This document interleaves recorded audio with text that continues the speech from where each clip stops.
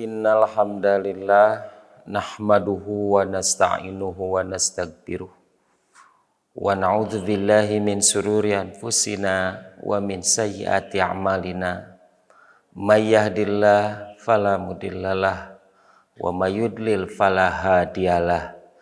Asyhadu an la ilaha illallah wahdahu la syarikalah wa asyhadu anna Muhammadan abduhu wa rasuluhu alladzi la nabiyya ba'dah, amma ba'du.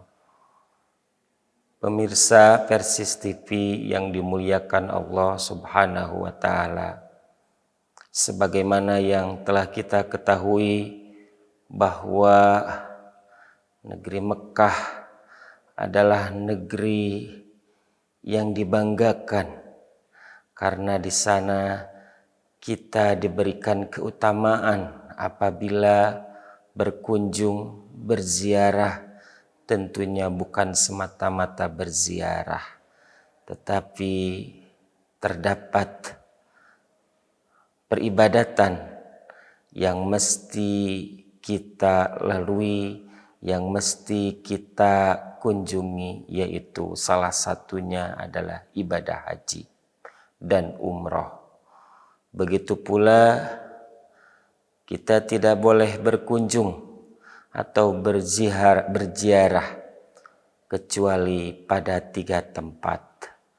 Sebagaimana yang Nabi sabdakan, yang pertama yaitu Masjid Aqsa, kemudian Masjid Nabawi, dan yang ketiga yaitu Makkah Al-Mukarramah. Para pemirsa yang dimuliakan Allah Subhanahu wa taala, namun pada satu ketika bahwa negeri Mekah pun dijadikan satu perumpamaan untuk menggambarkan 2 kondisi. Yang pertama yaitu kondisi tuma'ninah, aman, dan yang kedua kondisi yang penuh dengan rasa ketakutan dan kelaparan. Sebagaimana Allah Subhanahu wa taala menggambarkan 2 kondisi tersebut, yaitu dalam surat An-Nahl ayat 112 dan 113. Allah Subhanahu wa taala berfirman, A'udzubillahi minasyaitonir rajim. Wa daraballahu mathalan qaryatan kanat aminatan mutmainatan.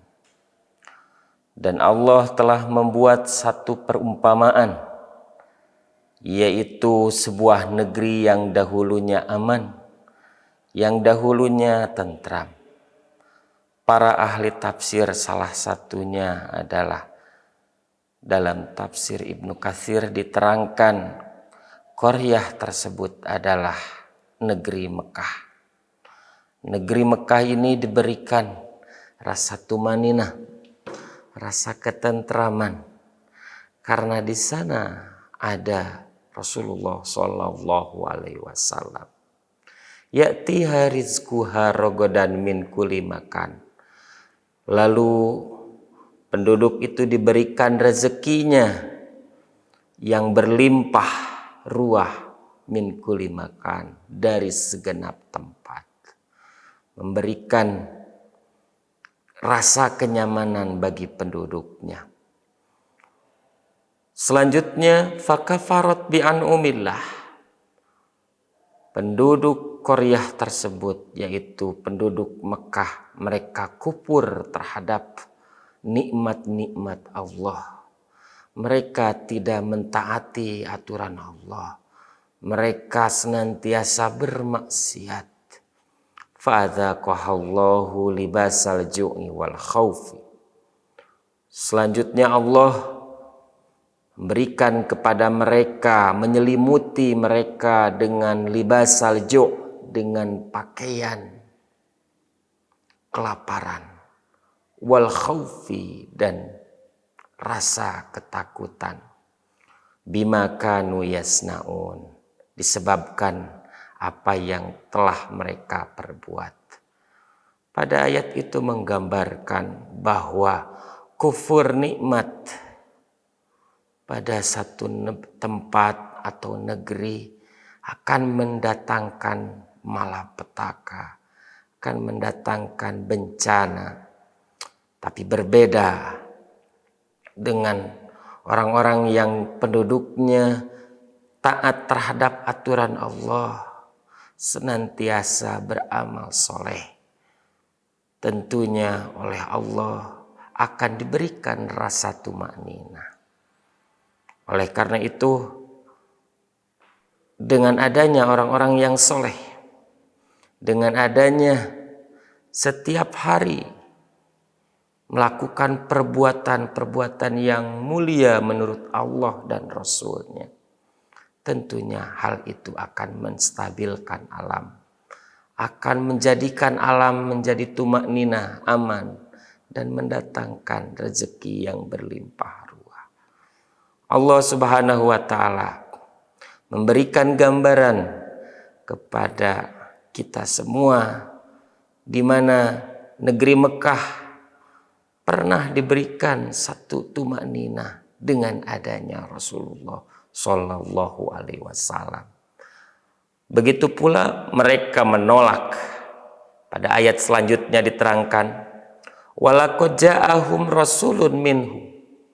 Sungguh telah datang kepada mereka seorang rasul di antara mereka. Fakadzabuhu fa'akhadhahumul azab wa hum dzalimun. Lalu dengan datangnya Rasulullah, mereka tidak mau mentaati, mereka malah mendustakan. Artinya mereka tahu kedatangan Rasulullah, tahu tentang ilmu yang ada pada tempat tersebut. Lalu Allah mendatangkan kepada mereka azab. Wahum dzalimun. Sedangkan mereka itu adalah orang-orang yang zalim. Ihwatu iman pemirsa Persis TV yang dimuliakan Allah Subhanahu wa Ta'ala. Maka jelaslah kestabilan alam ini di mana risalah kenabian terus digelorakan, terus disebarkan hingga alam ini menjadi tentram, menjadi aman. Coba bayangkan oleh kita, apabila dalam satu tempat tidak ada ahli ilmu, tidak ada yang menjadi juru bangkit Islam, tidak ada yang menyerukan amar ma'ruf nahi munkar, nasibnya akan sama seperti orang-orang Mekah yang dahulu pernah digoncang dengan rasa ketakutan dan rasa kelaparan. Ketika Rasulullah Shallallahu Alaihi Wasallam menyebarkan risalah, lantas risalah tersebut oleh mereka itu didustakan. Kemudian Rasulullah hijrah, maka berbagai malapetaka muncul, berbagai bencana muncul, sampai menurut ahli tafsir diterangkan mereka makan dengan tulang-tulangan atau mereka makan dengan yang tidak layak untuk dimakan. Kenapa hal itu terjadi? Sebagaimana yang tadi diterangkan, mereka tidak mau untuk mentaati Rasulullah, tetapi mereka kufur terhadap nikmat Allah. Mereka menjadi kaum yang pembangkang, maka siap-siaplah azab itu akan datang. Rasulullah Shallallahu Alaihi Wasallam menyampaikan melalui Aisyah radhiyallahu anha tentang satu kejadian yang terjadi di Ka'bah dalam hadis riwayat Bukhari dan Muslim. Yagzu jaisyunil Ka'bah. Nanti akan ada sekelompok tentara yang akan menyerang Ka'bah. Faidza kanu bi baida minal ardi. Mereka itu tiba-tiba datang dari Baida, yaitu dari satu tempat antara Mekah dan Madinah. Yukhsyapu bi awalihim wa akhirihim. Nabi menyampaikan, lalu bala tentara itu akan disapu dari awal sampai akhir. Lalu Aisyah bertanya kepada Rasulullah sallallahu alaihi wasallam, "Ya Rasulullah, kaifa yukhsyafu bi awalihim wa akhirihim wa fihim aswaquhum wa man laisa minhum?" Wahai Rasul, bagaimana mereka disapu dari awal sampai akhir, sedangkan di antara mereka ada yang di pasar, ada yang bercampur baur, wa man laisa minhum, dan bukan dari golongan mereka. Kata Nabi, yukhsyafu bi awalihim wa akhirihim tsumma yub'atsuna ala niyatihim. Mereka semua akan disapu dari awal sampai akhir. Lalu Allah akan bangkitkan mereka. Mereka dibangkitkan membawa niat-niat masing-masing. Ihwatu iman, pemirsa TV Persis TV yang dimuliakan Allah Subhanahu wa taala. Hadis itu menunjukkan bahwa satu kejadian, waktunya, tempatnya, dan pelakunya bisa jadi sama. Tetapi kejadian tersebut akan menimpa dua karakter manusia yang berbeda. Kejadian yang sama yang terjadi akan disikapi oleh dua manusia yang berbeda. Yang pertama yaitu orang yang beriman. Kejadian tersebut bisa saja di negeri Mekah tersebut oleh Allah Subhanahu wa taala disapunya yaitu dengan orang yang beriman. Dan orang yang beriman ini tentunya mustahil kalau Allah Subhanahu wa taala mendatangkan satu kejadian yang di sana banyak orang yang berimannya, tetapi sudah minoritas, sudah sedikit. Bagi orang yang beriman ini sebagai ujian, yaitu ujian kualitas keimanan.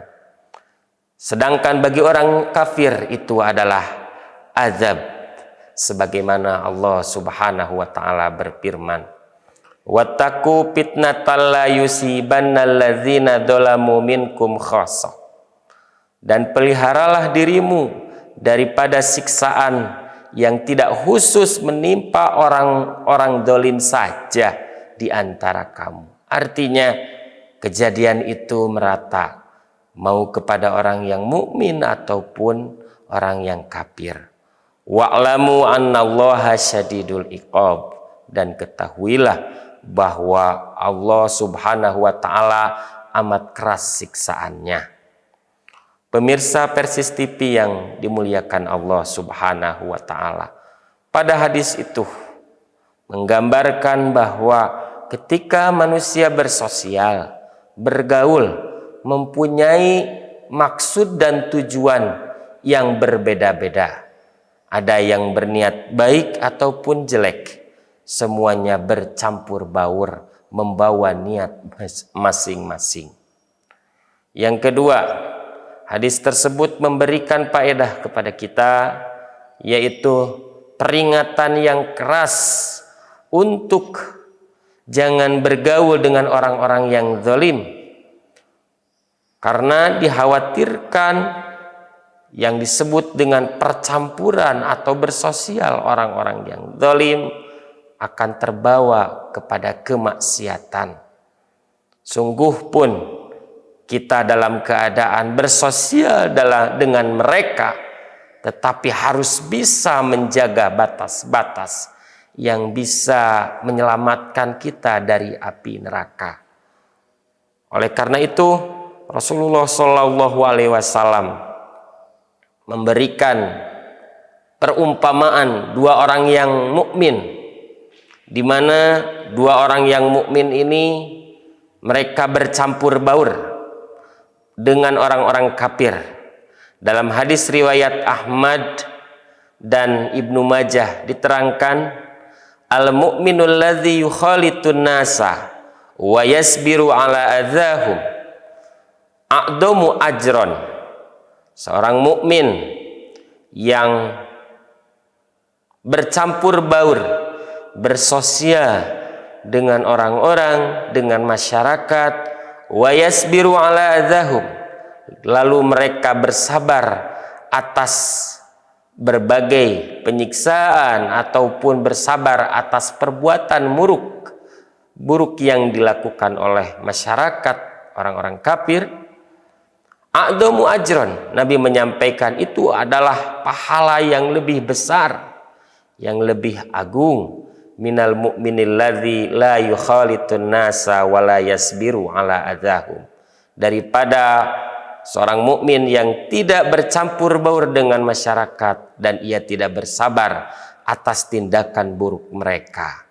Oleh karena itu, kita tetap untuk bersosial. Di samping itu pula kita senantiasa menjaga jarak. Jangan sampai kita terbawa arus dan pengaruh yang dibawa oleh karakter orang-orang kafir.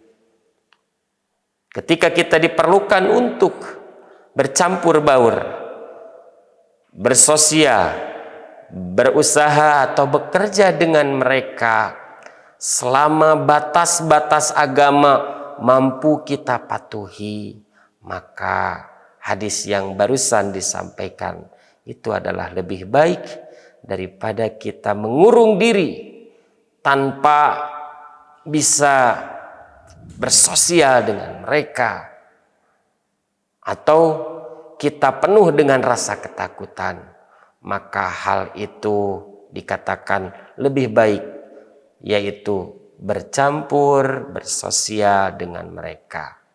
Namun selayaknya bagi orang-orang yang muslim, sebagaimana doa Nabi Ibrahim tatkala menenteramkan umatnya. Nabi Ibrahim dengan kecerdasannya tidak mampu membereskan masalah-masalah umat. Dalam surat Asy-Syu'ara diterangkan, Nabi Ibrahim meminta doa kepada Allah Subhanahu wa taala, Rabbi habli hukman, ya Allah, ya Rabb, berikanlah kepadaku hukum. Hukum di sini adalah panduan agama, panduan hidup, supaya hidup ini betul-betul diberikan aturan yang benarnya tidak bisa terbantahkan. Andaikan aturan agama itu sudah dimiliki, sudah diberikan oleh Allah, wa alhikni bisolihin, dan gabungkanlah diriku dengan orang-orang yang soleh. Maksudnya ilmu yang didapati, panduan agama yang sudah diberikan oleh Allah, maka senantiasa digabungkan dengan orang-orang yang soleh. Diberikan satu kekuatan bahwa ilmu ini bisa tersebarkan kepada orang-orang yang soleh. Mudah-mudahan Allah Subhanahu wa ta'ala memberikan kepada kita kekuatan bahwa setiap yang kita lakukan akan mengakibatkan bagaimana alam ini akan berlangsung. Kita bersabar, kita senantiasa taat kepada aturan Allah dan Rasul-Nya, berakhlak mulia, mampu menyebarkan amar ma'ruf nahi munkar, maka hal itu akan mendatangkan alam menjadi tumakninah, alam ini menjadi tentram, aman dan selamat. Tetapi sebaliknya, apabila kita kufur terhadap nikmat Allah, bermaksiat sampai tersebar kemaksiatan itu di mana-mana, maka hal itu akan mendatangkan malapetaka atau bencana. Fa'iyadzan billahi. Itu saja yang dapat saya sampaikan. Aku qouli hadza wa astaghfirullah li wa lakum. Wassalamualaikum warahmatullahi wabarakatuh.